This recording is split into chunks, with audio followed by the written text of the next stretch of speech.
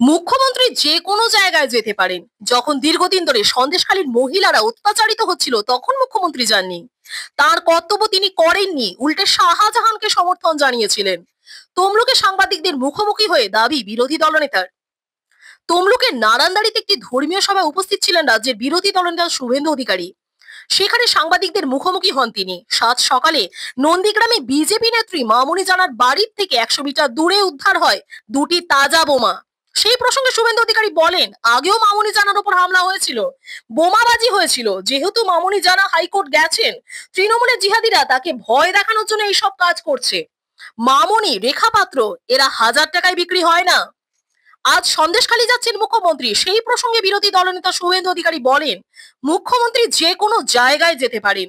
যখন দীর্ঘদিন ধরে সন্দেশখালীর মহিলারা অত্যাচারিত হচ্ছিল তখন মুখ্যমন্ত্রী যাননি। তার কর্তব্য তিনি করেননি, উল্টে শাহজাহানকে সমর্থন জানিয়েছিলেন। তার উত্তর মানুষ লোকসভায় দিয়ে দিয়েছেন। ইতিমধ্যে সন্দেশখালীর অন্যতম প্রতিবাদী মুখ সুজয় মাস্টার ওরফে সুজয় মণ্ডল তৃণমূলে যোগ দিয়েছেন। সেই প্রসঙ্গে শুভেন্দু বলেন, সুজয় মাস্টার 5 দিন আগে আমাকে মেসেজ করেছিলেন।